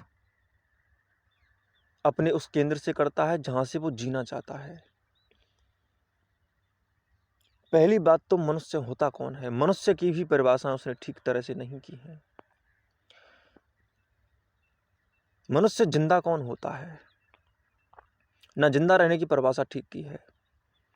जिंदा रहने का अर्थ ये नहीं होता कि तुम पैरों से चल सकते हो, तुम आंखों से देख सकते हो, कानों से सुन सकते हो, तुम्हारी धड़कन चल रही है, तुम्हारी सांसें चल रही हैं, तुम बोल सकते हो। इसे नहीं कहते हैं जिंदा रहना। मनुष्य बड़ा ही अलग प्राणी है, उसकी जिंदा रहने की कला अलग है। मनुष्य ऐसा भी कर सकता है कि वो कानों से सुने पर सुने कुछ भी ना, आंखों से देखे पर देखे कुछ भी ना, पैरों से चले पर पहुंचे कहीं भी ना। मनुष्य का जिंदा रहना बिल्कुल अलग है। पशु अगर आंखों से देख पाए तो वो जिंदा है, खा पाए, चल पाए, सांसें उसकी चलती रहें तो वो पशु जिंदा है। पशु ही है ना। पशु के लिए चाहिए क्या, बस खाता पीता रहे, जिंदा रहे। क्योंकि पशु इतना ही करता है, पशु इतना कर रहा है, इतना कर सकता है, तो इतने पर जिंदा है। जीवित रहने का सांसों के चलने से कोई लेना देना नहीं, धड़कन के चलने से कोई लेना देना नहीं, आंखों के देखने से, कानों के सुनने से कोई लेना देना नहीं, स्पर्श से कोई लेना देना नहीं। मनुष्य के सापेक्ष तो कम से कम नहीं। ये ऊर्जा और द्रव्यमान का मामला नहीं है। मनुष्य एक डायमेंशन में जिंदा नहीं रहता। मनुष्य के जिंदा रहने के आयाम बिल्कुल अलग हैं। जिन जीव जंतुओं के जो आयाम हैं वे बिल्कुल अलग हैं। जीव जंतु सिर्फ इतना ही कर सकते हैं, इतना ही करते हैं, इतना ही करें तो उचित रहेगा। इससे ज़्यादा करें तो फिर प्रकृति के खिलाफ चले जाएंगे। प्रकृति के खिलाफ ना जाएं, अस्तित्व के खिलाफ ना जाएं, ये आवश्यक है। जीव जंतु उतना ही कर सकता है, उतना ही करते हैं, उससे ज़्यादा नहीं करते। ये बिल्कुल उपयुक्त है उनके लिए। इसलिए जीव जंतु जितना कर सकते हैं उतना कर रहे हैं, उतना करना चाहिए, इसलिए वो उनको जिंदा कह सकते हैं। लेकिन जितना पशु करते हैं, खाने पीने की व्यवस्था करना, खाने की पीने की फिक्र करना और पूरी जिंदगी उसी की सोच सोच कर, खा खा कर गंवा देना, जुगाली करते करते, ये पशु के लिए तो ठीक है, लेकिन मनुष्य के लिए बिल्कुल ठीक नहीं है, क्योंकि मनुष्य का जिंदा रहना विवेक से तय होता है। मनुष्य तब तब जिंदा था जब तक वो विवेकशील था। जिन जिन क्षणों में वो विवेकशील था वो क्षण उसके जिंदा थे। मनुष्य जिंदा रहते हुए भी मर सकता है, तो मनुष्य उन क्षणों में मरा हुआ था जिन क्षणों में उसने अपना विवेक नहीं साधा। मनुष्य अपनी कुल जीवन श्रृंखला में मात्र कुछ क्षण जिया होगा। अधिकतर मनुष्य 2-3 पल भी नहीं जी पाते, बल्कि जी ही नहीं पाते, क्योंकि उन पलों को भी, जिन पलों में उन्होंने नहीं जिया, तो जीने वाले पलों को भी वो ना जीने वाले पल समाप्त कर देते हैं। क्योंकि जो जीने वाले पल थे उनकी वैल्यू, उनकी शक्ति नष्ट हो जाती है ना जीने वाले पलों के बोझ की वजह से। वो बर्डन्ड हो जाते हैं, और उनके बोझ की वजह से उनका जो कुछ क्षणों का जीवन मौजूद था उनमें वो भी नष्ट हो जाता है। क्योंकि वो जीना दिया गया था, और जो चीज़ दी गई है वो ले ली जाएगी अस्तित्वगत रूप से। तुम्हें सांसें दी गई हैं, ले ली जाएंगी। तुम्हें धड़कन दी गई है, ले ली जाएगी। तुम्हें शरीर दिया गया है, ले लिया जाएगा। तुम्हें आंखें दी गई हैं, वापस हो जाएंगी। कान लौटा लिए जाएंगे। अस्तित्व अपना सब कुछ लौटा लेता है। जो तुम जियोगे वो सिर्फ तुम्हारा ही विवेक होगा। जो सिर्फ तुम्हारा होगा उसे तुमसे कोई नहीं छीन पाएगा। ना मौत छीन पाएगी, ना जन्म छीन पाएगा, ना अस्तित्व छीन पाएगा। तुम्हारे कंपनों को तुमसे कोई नहीं छीन सकता। तुम्हारे बीज, तुम्हारे मौलिक भाव को, तुम्हारी उस धारा को जो तुमसे ही बहती है, उसको तुमसे कोई नहीं छीन सकता। तुमसे जो चीज़ें छीनी जा सकती हैं वो ही हैं जो तुम्हें दी गई हैं। ये तो अस्तित्व का अभिनंदन करो, अस्तित्व का धन्यवाद करो कि तुम्हें आंखें दी गई, तुम्हें सांसें दी गई। इससे ज़्यादा धन्यवाद क्या होगा। लेकिन तुम धन्यवाद कहाँ करते हो। तुम तो अस्तित्व से भी शिकायत कर लेते हो। अस्तित्व ने तुम्हें इतने मौके दिए, अस्तित्व ने तुम्हें इतना सम्राट बनाकर भेजा, अस्तित्व ने तुम्हें पूरी तरह से शक्तिशाली बनाकर भेजा, लेकिन तुम्हारी कहाँ शिकायतें ख़त्म होती हैं। मैं हर दिन जाग तो जाता हूँ, जिंदा क्यों नहीं होता। अब जिंदा कहाँ से हो जाओगे आप, बांटा किसने है। तुम्हारा जब तक तुम्हारे अपने अंदर अस्तित्वगत नहीं, शरीर नहीं, सांसें नहीं, धड़कन नहीं, इनके अलावा ये तो चलायमान है, ये तो स्वयं संचालित अस्तित्वगत रूप की धारा है, ये तो चल ही रही है। इसमें तुम जिंदा नहीं हो। तुम जिंदा तब होगे जिसके लिए तुम बनाए गए हो वो कर लोगे। जब तुम वो कर लेते हो जो तुम हो, उस दिन तुम जिंदा रहते हो। उस दिन तुम जिंदा नहीं रहते जिस दिन तुम वो नहीं करते जो तुम्हारे लिए करना उचित नहीं है, जो तुम नहीं कर रहे हो, कोई और कर रहा है, जो तुम्हारे करने के लिए नहीं है। तुम्हारी सांसें तुम नहीं चला सकते। तुमने चलाई हैं सांसें? कौन सी सांस तुमने चलाई? कौन सी धड़कन तुमने चलाई? हृदय का चक्र कौन सा चलाया तुमने? कौन सी हृदय की पंपिंग में धमनी और स्रावों के चक्र को तुमने चलाया? एक दिन भी नहीं चलाया। सारा चक्र स्वयं ही चल रहा है। तुमने कब चलाया? तुम चला ही नहीं सकते। तुम्हें चलाने की क्षमता नहीं है, और तुम्हें चलाने के लिए दे दिया जाएगा, तुम चला नहीं पाओगे जब तुम स्वयं की अपनी एक निर्णय लेने की क्षमता को ठीक तरह से चला नहीं पा रहे हो। तो तुम अपने जीवन के सांसों के चक्र को कैसे चला पाओगे? तुम अपने धड़कनों के चक्र को कैसे चला पाओगे? तुम अपने हृदय चक्र को कैसे चला पाओगे? तुम अपने पाचन को कैसे चला पाओगे? तुम अपने ब्लड सर्कुलेटरी सिस्टम को कैसे तय कर पाओगे? तुम कुछ भी तय नहीं कर सकते। तुम कुछ भी तय नहीं कर सकते, और इसीलिए ये बहुत अच्छा है कि तुम तय नहीं कर सकते। अगर तुम्हारे हाथों में दे दिया जाए तो तुम तो बर्बाद कर दोगे 2 मिनट में। एक क्षण भी तुम ब्लड सर्कुलेटरी सिस्टम को तय नहीं कर सकते, इसलिए तुम्हारे हाथों में नहीं है। और जो तुम्हारे हाथों में नहीं है वो तुम नहीं जी रहे हो। उसमें तो सिर्फ एक ही बात कही जा सकती है कि थैंक यू फॉर एग्जिस्टेंशियल जो कुछ भी है उसके लिए धन्यवाद दे दो। इतना ही कहा जा सकता है। इतना दिया गया तुम्हें, फिर भी कहते हो मेरे पास है क्या? और क्या दें? आंखें दे दी, कान दे दिए, सोचने समझने की क्षमता दे दी, क्या दें? क्या मांग रहा है? कितना दें? इसको तो तू राख समझता है, इसको तो तू धूल समझता है। ये तो तेरे लिए कोई मूल्य की नहीं है। जब तेरे लिए ये मूल्य की नहीं है ना, तो तेरे लिए कुछ भी मूल्य का नहीं होने वाला। और तू सदा वो करता है जो तेरे लिए कभी मूल्य का नहीं होगा, और तू सदा उनके पीछे घूमता है जो तेरे लिए कोई मूल्य का नहीं होगा। वजह इतनी ही, क्योंकि तेरे जीवन में तेरी संभावनाएं हैं बहुत ऊंची, और तू सोचता है बहुत नीचा। और ऊंची संभावनाओं के लिए जो करना चाहिए वो करने से तुझे लगता है डर। तू चाहता है तुझे पता नहीं क्या करना पड़ेगा, तू समझता है पता नहीं कितनी तपस्या करनी पड़ेगी, तू समझता है पता नहीं तुझे कौन सी ऐसी साधना साधनी पड़ेगी जिस साधना को साधना मुश्किल हो जाता है। और मैं कहता हूँ मुश्किल कुछ भी नहीं होता है, मुश्किल सिर्फ तुम्हारे ना चलने में छिपा हुआ है, मुश्किल तुम्हारे परवरिश में छिपा हुआ है। तुमने अपने आप को ऐसा तैयार कर लिया है, तुम्हारी शिक्षा तुम्हारे ऊपर ऐसी जमी हुई है कि तुमने कुछ भी ऐसा किया जो तुम्हारा घर नहीं बनाता, जो तुम्हारी सैलरी को नहीं बढ़ाता, जो तुम्हें सहारे नहीं देता, अगर तुमने कुछ भी ऐसा किया जो तुम्हारे सहारों को मजबूती नहीं देता, तो तुम हमेशा कमज़ोर पड़ जाओगे। तुम उनसे जैसे ही दूरी बनाते हो तो तुम सोचने लगते हो कि ये क्या हो गया मेरे साथ, मैं क्या कर रहा हूँ, मैं कहाँ जा रहा हूँ, मेरी दिशा कौन सी है। लेकिन सच्चाई है कि अब तुम्हारी कमजोरियों के अलावा कुछ भी नहीं। कमजोरियां होंगी, तुमने वो दिशा ही ऐसी तय की है भाई, क्यों जा रहे हो उस तरफ, वो तुम्हारी दिशा नहीं है, उस तरफ जाना तुम्हारे लिए बिल्कुल ठीक नहीं है। कहाँ चले जा रहे हो, और तुम्हें ये पता नहीं है कि तुम्हारे ये सहारे क्यों निकले। तुम्हारे सहारे इसलिए निकले क्योंकि तुम डरते हो। डर से निकली हुई सारी चीज़ें, डर से निकले हुए सारे चक्रों से तुम चल रहे हो। डर की वजह से तुम जिंदगी जी रहे हो, और तुम कहते हो मैं जिंदा क्यों नहीं होता, मैं हर दिन जाग जाता हूँ, जिंदा क्यों नहीं होता। जाग जाता हूँ कितना झूठ है ये। किस दिन जाग गए तुम।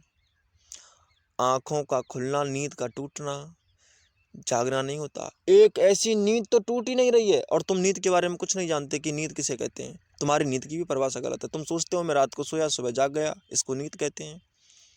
ये नींद नहीं होती है।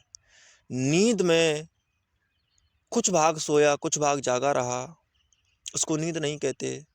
नींद तो वो होती है जो आज तक तुम्हें टूटी नहीं, ना दिन में टूटी ना रात में टूटी। तुम्हारी बेहोशी का चक्र तो टूटता ही नहीं।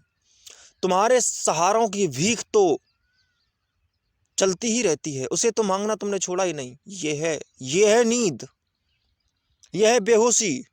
जब तुमने कुछ भी सार्थक नहीं किया, ये है बेहोशी। जब तुमने वो नहीं किया जो अनिवार्य है, ये है बेहोशी। तुमने जब वो नहीं किया जो मनुष्य को करना चाहिए, मनुष्य जिसके लिए करने के लिए मनुष्य होता है, जिसके लिए विवेक के लिए जो सब कुछ किया जाता है, जो विवेक तुम्हारी जिंदगी की असली श्वास है, तुम झूठी सांसें लिए जा रहे हो। तुम्हारी सांस कब लेगी, तुम्हारे मनुष्य की अपनी सांस कब लेगी। उस सांस को देखो जो तुम्हें साधनी चाहिए। उस सांस को साधने से कोई फायदा नहीं जिसे तुम साध नहीं रहे हो। वो सांसें तुम साध रहे हो, जो जिसे तुम सांस कहते हो, उसे साधने वाला कोई और है। उसको चलाने वाला, उसको चलायमान करने वाला, उसको ऑपरेट करने वाला कोई और है। उसको तुम नहीं चला रहे हो तो तुम्हारी सांसें कहाँ से हो गई। तुम कोई एक सांस तो साधो। तुमने आज तक एक सांस नहीं ली और पूछ रहे हो कि जिंदा क्यों नहीं होता। बहानेबाज हो, तुम जिंदा कैसे हो जाओगे, कहाँ से हो जाओगे। ये जिंदगी जिंदा रहने से चलती है, और तुम्हारी जिंदगी ने एक भी दिन जिंदा रहने की कला नहीं सीखी। तुम एक भी दिन जिंदा नहीं रहे तो तुम्हारी जिंदगी को जिंदगी कैसे कह दूं। जब बात में कोई बात नहीं, कैसे मैं उसको बात कहूँ। मिलने में कोई मौज नहीं, मुलाकात कैसे कहूँ। सच तो यह है कि तुम्हारी ज़िंदगी में जिंदा रहना ही नहीं तो ज़िंदगी कैसे कहूँ। जिंदगानी जिंदा रहने से बना हुआ शब्द है, लेकिन तुमने उसकी परिभाषाएं कुछ और कर दी। तुम सोचते हो कि ज़िंदगी तो उसे कहते हैं जो चली जा रही है। क्या चली जा रही है, चलने वाली चीज़ें तो चली जा रही हैं। अब नदी बह रही है, इससे मनुष्य थोड़ा ही जी लेगा। पक्षी उड़ रहे हैं, इससे मनुष्य थोड़ा ही जी लेगा। पक्षी जी रहे हैं, पक्षी उड़ ही सकते हैं। पक्षी उड़ लिए, पक्षियों का स्वभाव है उड़ना। पेड़ ने फल दे दिए, तुम अपने फल कब दोगे। तुम्हारे विवेक से निकले हुए फल कब आएंगे। तुम्हारी जिंदगी से निकली हुई धारा कब बहेगी, तुम्हारी नदी कब बहेगी। तुम्हारी जीवन सरता कहाँ है। अस्तित्व की धारा में सब कुछ अपना, हर कोई कुछ भी देख लो। पक्षी अपना काम कर रहे हैं, पेड़ अपना काम कर रहा है, हर कोई अपना काम कर रहा है। चूहा बिल बना रहा है, बिल्ली चूहे खा रही है, सब कोई अपना काम कर रहा है, लेकिन मनुष्य अपना काम नहीं कर रहा है। पूरी प्रकृति परिपूर्ण है, शांत है, मनुष्य शांत है। पूरी प्रकृति शांति से नाच रही है। चारों तरफ है शांति शांति शांति। यहाँ तक कि तुम्हारी बिजली की तड़तड़ाहट में भी शांति है, क्योंकि बिजली का स्वभाव है तड़तड़ाना। वो तड़तड़ा शांत हो गई, तड़तड़ा कर शांत हो गई। तूफान आया, आकर के शांत हो गया। तूफान का स्वभाव है आना, उसके आने में भी शांति थी, उसके जाने में भी शांति थी। लेकिन मनुष्य के शांति में भी अशांति है, और मनुष्य अशांत तो है ही, क्योंकि मनुष्य जो भी करेगा वो अशांति से निकला हुआ होगा, उसका स्रोत अशांत होगा। जब मनुष्य के डर अशांति से निकल रहे हैं, मनुष्य के डर बेहोशी से निकल रहे हैं, मनुष्य का जीना मौत से निकल रहा है, तो वो जिएगा कब? वो जिया कब? वो जी ही नहीं सकता। उसकी जीने की कोई भी एक भी क्षण में मौजूदगी नहीं, जीने की मौजूदगी नहीं, जीना ही गैर मौजूदगी है उसकी। उसका जीना ही मौजूद कभी नहीं था, तो उसके वजूद में जीने की हस्ती पैदा कब हो गई? कभी पैदा ही नहीं हुई। इसलिए जीने को पैदा करने के लिए आवश्यक हो जाता है कि अपने विवेक को साधो। विवेक साध कर ही कोई जी सकता है, विवेक को साधे बिना कोई जी ही नहीं सकता। विवेकहीन जीते नहीं। विवेकहीन तो घिसटते बच्चे की तरह होते हैं। जैसे किसी जानवर की मृत्यु हो गई हो और भंगी उसे घसीट कर शमशान ले जा रहा हो। जैसे कोई कुत्ता मर जाता है, सड़क पर पड़ा हुआ है, तो भंगी उसे रस्सी से बांधकर शमशान तक ले जाता है, घसीटते घसीटते। ठीक वैसे ही तुम भी एक लाश के जैसे हो। तुम्हें सहारों के समूह से चाट दिखा दिए जाते हैं। जैसे शिकारी को शिकार करने से पहले पिंजरे में कुछ खाने पीने की चीज़ें डाल दी जाती हैं, वैसे ही तुम्हारे लिए भी तुम्हारा शिकार करने के लिए कुछ सहारे दे दिए जाते हैं और उनसे तुम चिपक जाते हो, उन्हें चाटते हो। सहारों की चाट को कब तक चाटोगे? तुम जानते नहीं, तुम जिनसे सहारा मांग रहे हो वो जीवन के घाव हैं और तुम अपने ही घावों को चाट रहे हो। अपने घावों को कब तक चाटोगे? अपने घावों से बाहर आओ। ये घाव हैं, इनको घावों की तरह लो, लेकिन तुम्हें ये सिखाया गया है कि ये घाव नहीं है, ये तो स्वास्थ्य है। अगर ये स्वास्थ्य है तो फिर बार बार क्यों पूछते हो कि मैं जिंदा क्यों नहीं होता? सच तो ये है कि ये बीमारियां स्वास्थ्य नहीं थी, ये रोग था, इसको तुमने स्वास्थ्य समझ लिया। मेरी एक जिंदगी के कितने हिस्सेदार हैं, लेकिन किसी की जिंदगी में मेरा हिस्सा क्यों नहीं होता? तुम्हारी जिंदगी में जो तुम्हें सिखा गया है, घावों को स्वास्थ्य बनाकर परोसा गया है, तुम्हारी जिंदगी के कितने हिस्सेदार हैं? तुम्हारी जिंदगी के कितने हिस्सेदार हैं? तुम्हारी जिंदगी के तुम ही नहीं हो। हमेशा तुम्हारी जिंदगी दूसरों से आई, दूसरों से आएगी ही। जब तक तुम्हारी जिंदगी तुमसे नहीं आएगी, दूसरों से तो आ ही जाएगी, आ ही जाती है। वो बिल्कुल ऐसा है जैसे बिल किसी ने खोदा, लेकिन उस बिल में जिसने खोदा वो नहीं गया, तो कोई और प्राणी जो बिल में रह सकता है वो वहाँ आ गया, उसने उस पर धाक जमा ली। धाक जमा ही लेगा, क्योंकि जब तुम अपने आपको अपने बिल में तुम नहीं रह पा रहे हो, तो कोई ना कोई तो रहने आएगा, आ ही जाएगा। वो तो आ ही जाएंगे। खाली गुफा मिले तो कोई ना कोई जीव जंतु वहाँ रहने आ ही जाता है, समुचित जगह मिल जाती है रहने को। और सच तो यह है कि वो भी डरे हुए हैं जो तुम्हारी गुफाओं में आते हैं, वो भी डर की वजह से आते हैं। इस जंगल में हर कोई डरा हुआ है। जंगलियों में जीना ही डर में जीना है। जब तक जंगल को मौका दोगे अपनी गुफा में आने का, तब तक तुम अपने डर से निजात नहीं पा सकोगे। डर से निजात पा ही नहीं जा सकती। तब तक डर से निजात नहीं पाई जा सकती जब तक तुम अपने डर को पहचान कर उस डर को ही ना ख़त्म कर दो। जब उस डर के अंदर जाकर उसे समझकर उसके समुचित तरीके से उसे दूर करके उसके बोझों से हल्के ना हो जाओ, तब तक ये संभव नहीं हो सकता कि तुम डरों से अलग हट सकोगे। हो ही नहीं सकता, असंभव है ये बात। ये तभी हो सकता है जब तुम स्वयं के विवेक को जगाओ, स्वयं की शक्तियों को इकट्ठा करो जो बिखरी हुई हैं, और वो बिखरी हुई हैं अलग अलग लोगों से। कोई तुम्हें कुछ सिखा गया, कोई तुम्हें कुछ सिखा गया। तुम्हारी ज़िंदगी के कितने हिस्सेदार हैं? मेरी एक ज़िंदगी के कितने हिस्सेदार हैं, लेकिन किसी की ज़िंदगी में मेरा हिस्सा क्यों नहीं होता? ये बिल्कुल मूर्खता की बात है। जब कोई तुम्हारी ज़िंदगी में हिस्सेदार बनता है तो तुम भी कोशिश करते हो कि मैं किसी की ज़िंदगी में हिस्सेदार बन जाऊं। ये हिस्सेदार, ये मांग, ये भीख तब पैदा होती है जब मनुष्य अपनी ज़िंदगी को जी नहीं पाता, तो फिर वो दूसरे की ज़िंदगी में घुसना चाहता है, किसी को अपनी बीवी बनाना चाहता है, किसी को अपना भाई बनाना चाहता है, किसी को अपनी माँ बनाना चाहता है, किसी को अपना दोस्त बनाना चाहता है और किसी पर हक जताना चाहता है और उसे प्यार का नाम देना चाहता है। और प्रेम है स्वयं को जानना, प्रेम है स्वयं से निकला हुआ निर्भीक जागरण, स्वयं से निकली हुई वे किरणें जो दूसरे को भी स्वतंत्र करती हैं और स्वयं को भी स्वतंत्र करती हैं। लेकिन तुम्हारे अंदर का निकला हुआ प्रेम दूसरे को भी जकड़ता है और स्वयं को भी जकड़ता है। इसे प्रेम कहते हो? शर्म आनी चाहिए तुम लोगों को इसको प्रेम कहते हुए। ये प्रेम नहीं होता, ये सिर्फ और सिर्फ गुलामी है अपनी और दूसरे की। सच तो है कि जो दूसरे को गुलाम बनाने जा रहा है वो गुलाम इस मायने में पहले से है कि वो अपने को नहीं जानता, वो सहारों का गुलाम है, वो सहारा मांगता है, वो सहारों का गुलाम है। अब सहारों के पीछे जा रहा है तो सहारों के पीछे जाएगा तो किसी ना किसी को तो गुलाम बनाएगा।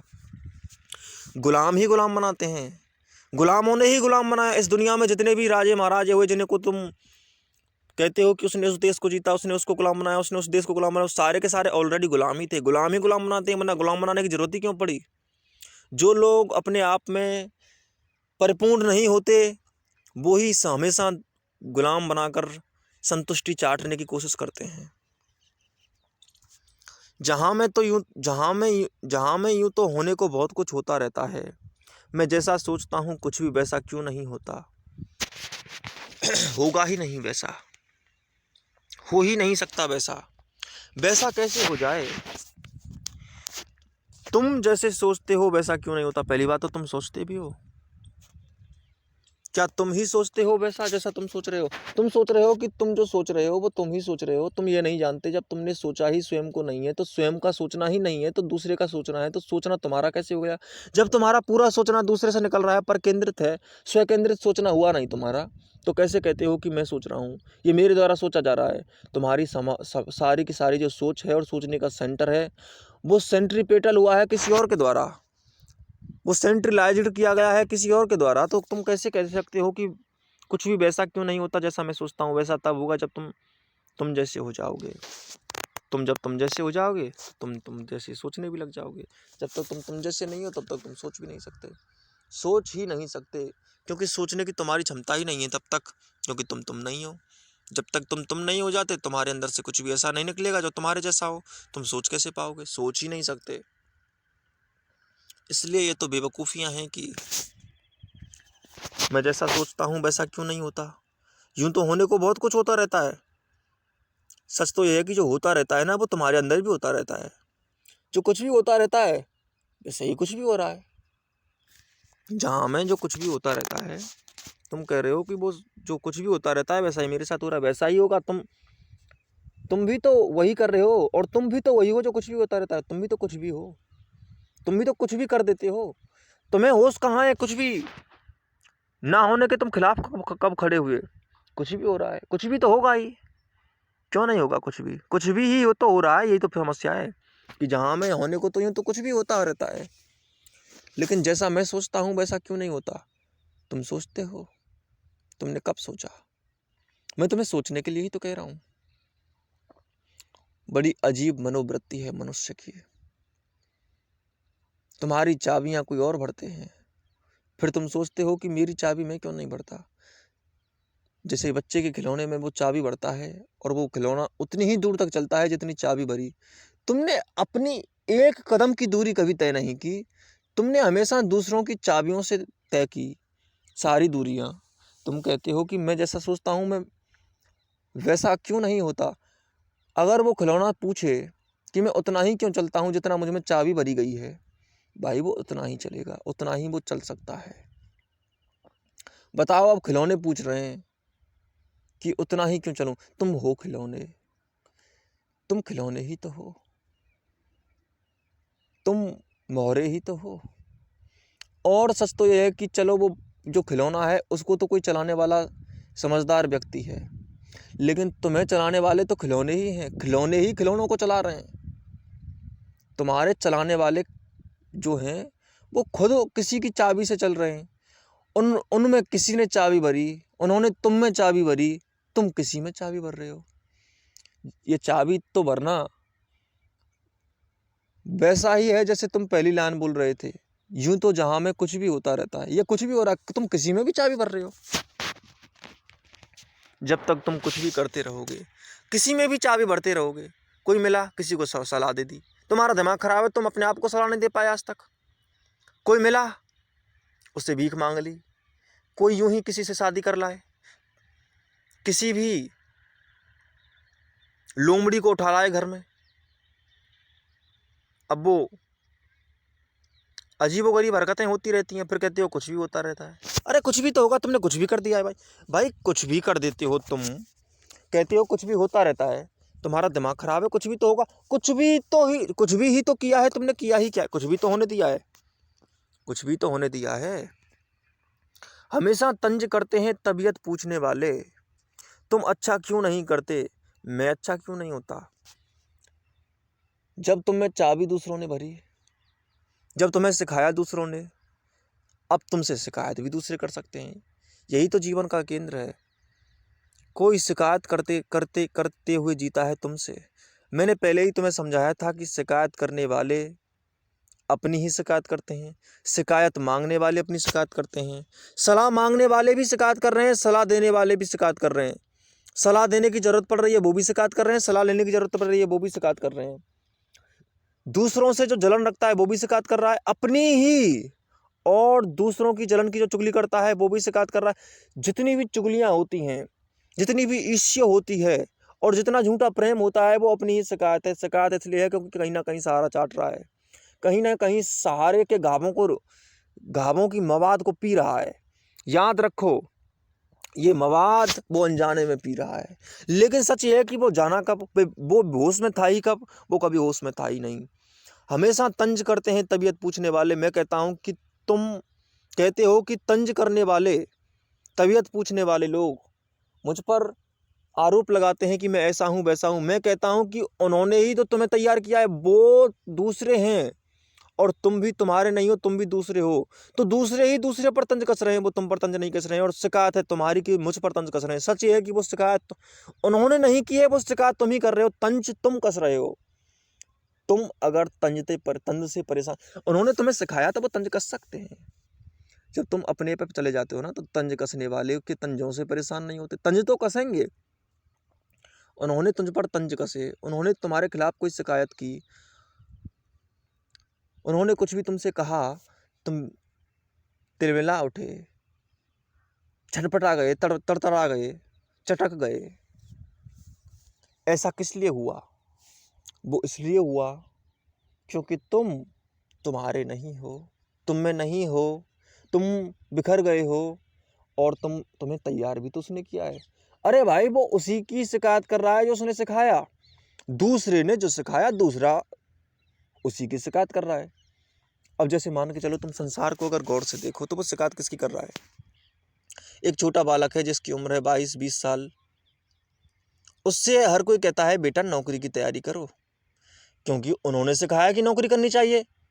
तुम्हें तुम्हारी मालिकियत को उन्होंने छीना, आज वो तुमसे कह रहा है कि नौकरी करो बेटा। अब किसी को भी देख लो, हर कोई सिखाया जा रहा है कि नौकरी नहीं की तो तुम कर क्या रहे हो, तुम अच्छे क्यों नहीं होते, तुम्हारे साथ अच्छा क्यों नहीं होता, तुम्हारा कुछ अच्छा क्यों नहीं होता, तुम अच्छे किसी के लिए क्यों नहीं होते, तुम अच्छा क्यों नहीं करते, तुम्हारे साथ अच्छा क्यों नहीं होता। उनके लिए जो अच्छा है, वो जो अच्छा समझते हैं, उनका अच्छा उन्होंने दिया है, आज वो तुमसे कह रहे हैं। अब वो शिकायत सच पूछो तो तुम्हारी नहीं कर रहे हैं, वो जो उन्होंने दिया, वो अपनी सिखाई हुई चीज़ों को ये तय कर रहे हैं कि तुम उनका कितना पालन कर रहे हो। सच तो ये है कि वो तुम्हारी शिकायत नहीं कर रहे, अपनी ही शिकायत कर रहे हैं। उन्होंने दिया, उन्होंने भी कभी कुछ ऐसा नहीं किया जैसे वो कहीं हारे, और तुम सोच रहे हो कि तुम अगर नहीं हारे, उनके जैसे नहीं हुए। सच तो ये है कि कोई भी व्यक्ति अगर नौकर ही बनता है तो पहली हार तो यही है कि वो नौकर बना, मालिक नहीं बना। उन्होंने तुम्हें हारना ही तो सिखाया है। वो सच में उसकी आंखों को देखो, वो बेचारा खुद विक्षिप्त है। वो पूछ रहा है मैं हारा, तू क्यों नहीं हार रहा? हारो, नौकर बनो। मैं नौकर बना, तुम भी नौकर बनो। मैंने तलबे चाटे दुनिया के, तुम भी तलबे चाटो। मैंने किसी बॉस की कंपनी में रहकर उसकी कंपनी का पट्टा कुत्ते की तरह पहना, अब तुम किसी भी कंपनी में जाकर किसी भी कुत्ते की तरह पट्टे को पहनो जैसा मैंने पहना। मैं गुलाम बना रहा है यार, तू गुलाम नहीं बनेगा तो फिर मुझे अच्छा नहीं लगेगा। सच तो है कि उससे अच्छा नहीं लग रहा है, वो भी सहारा मांग रहा है। वो सोचता है कि अगर मैं ऐसा रहा तो वो भी ऐसा हो जाए। जितने भी शादी करवाने वाले होते हैं वो सोचते हैं जब मैं इतना चक्कर में फंसा, अब दूसरे को भी तो पता चले चक्कर कितना गहरा है, शादी का चक्कर। अब वो भी फंसे, मुझे बड़ा मजा आएगा, और सच तो यह है कि उसे संतुष्टि मिलती है, इसलिए क्योंकि वो गुलाम बना और दूसरा गुलाम बनता है तो उसे ये तो पता चल जाता है कि यार संसार का चक्र ही ऐसा है। वाह, संसार में सब फंसते हैं, मैं भी फंसा, क्या हो गया। सच तो ये वो अपनी शिकायत को दूर करना चाहता है, वो तुम्हारे लिए नहीं तंज कस रहा है, वो अपने जीवन में अपने अधूरेपन को दबा रहा है, वो अपने मुंह छुपाने के लिए गुफा ढूंढ रहा है, वो अपने ऊपर मुखौटा बना रहा है, वो एक चादर ओढ़कर सोना चाहता है ताकि कोई उसकी शकल को ना देख पाए, क्योंकि उसकी शकल पर लिखा हुआ है कि उसने कुछ नहीं जिया।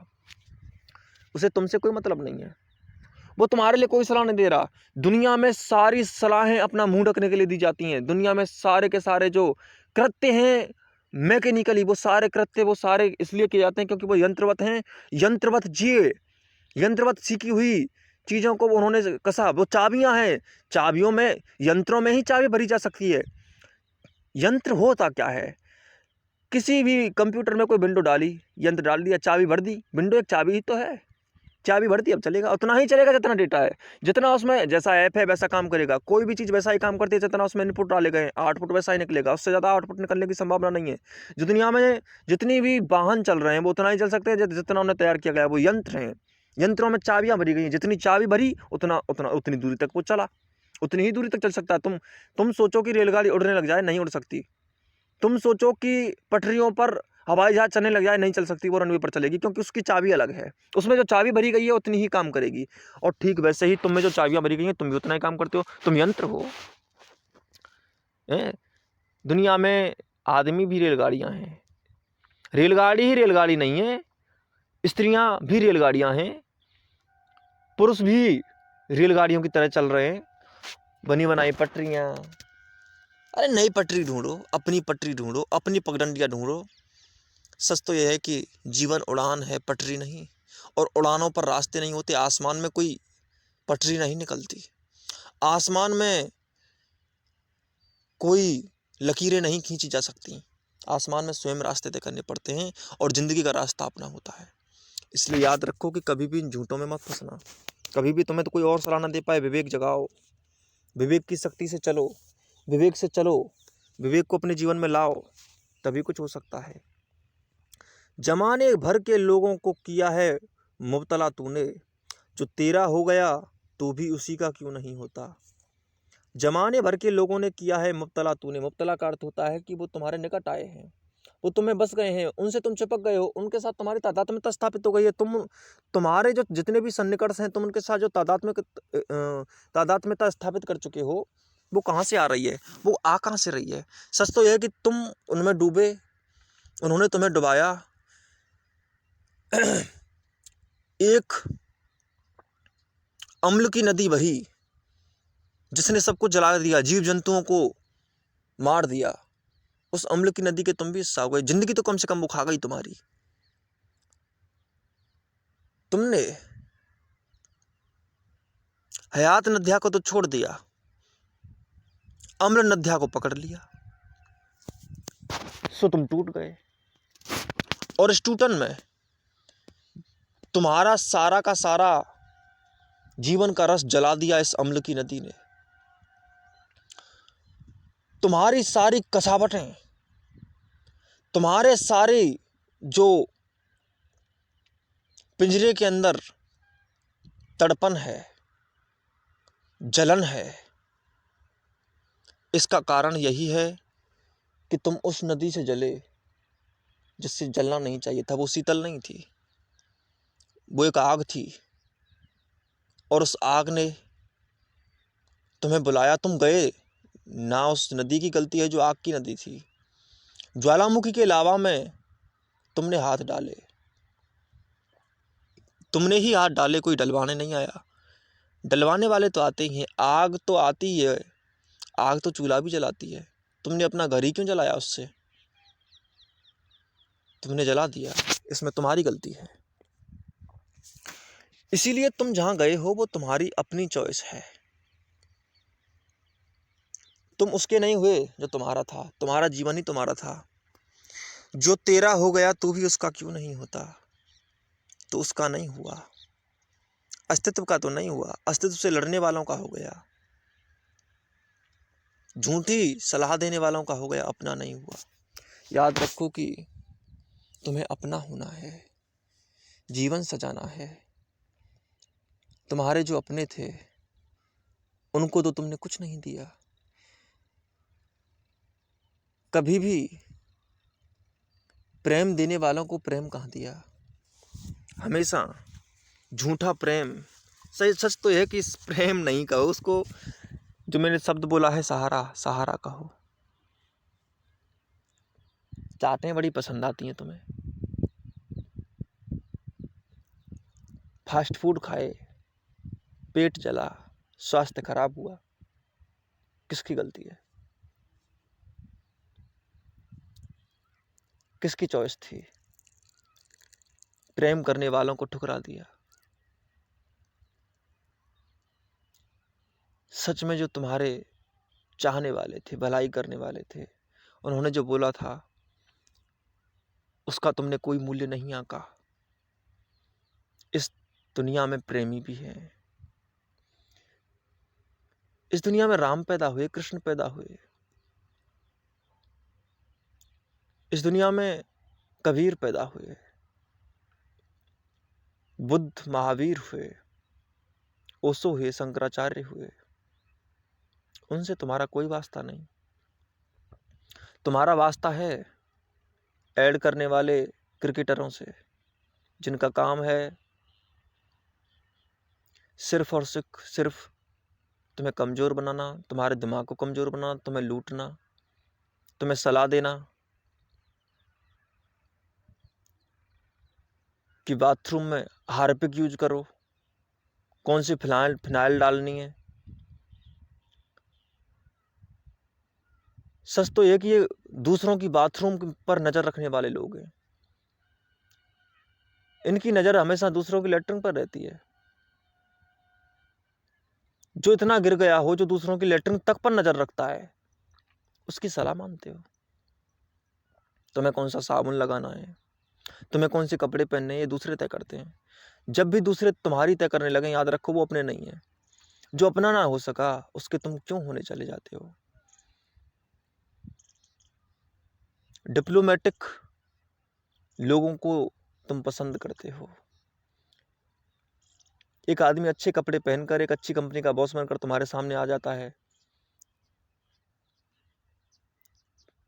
तुम उसके चमचे बन जाते हो। अरे कपड़े उसने पहने, हमें क्या मतलब। पर तुम्हें गुलामी की आदत। बड़ा आदमी है, ये बड़े आदमी है तो फिर छोटे आदमी कहीं नहीं है। अगर ये बड़ा है तो फिर छोटे कहीं नहीं है। अरे इससे कौन छोटा हुआ जो कपड़ों का गुलाम है, सहारों का गुलाम है, प्रोडक्ट का गुलाम है तो गुलाम, इसमें मालकियत नहीं। और इसके पास सब कुछ होने के बाद फिर भी मांग रहा है। देखो भिखारी की हालत। उन भिखारियों को तो ठीक है जिनके पास खाना नहीं है, खाना मांग रहे हैं, लेकिन जिसके पास खाने के भंडार हो फिर भी भीख मांगे, उससे बड़ा भिखारी कौन होगा।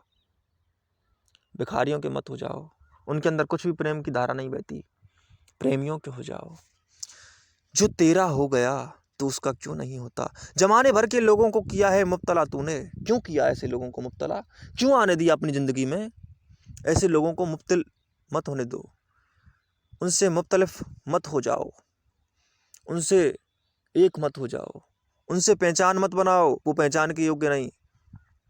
वो तो डस्टबिन के कीड़े हैं, पैदा हो गए उनको डस्ट में ही रहने दो। घर में बसाओगे, खटमल को पालोगे, सांप को किस करोगे, पागल हो गए हो।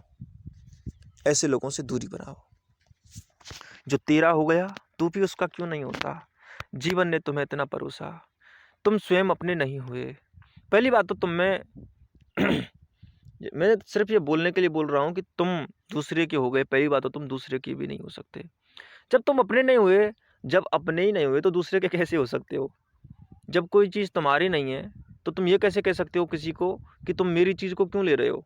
पहली बात तो जब तुम्हारी नहीं है तो तुम दूसरी चीज़ को ले रहा है, वो तुम्हारी चीज़ को ले ही नहीं रहा है, तो तुम तुम्हारे हो जाओगे तो पहली बात तो तुम्हारे अंदर कोई भी दूसरा आ ही नहीं पाएगा। क्योंकि तुम अपने हो जाओगे तो अपने अंदर इतने संतुष्ट और तृप्त हो जाओगे, उसके बाद में किसी दूसरे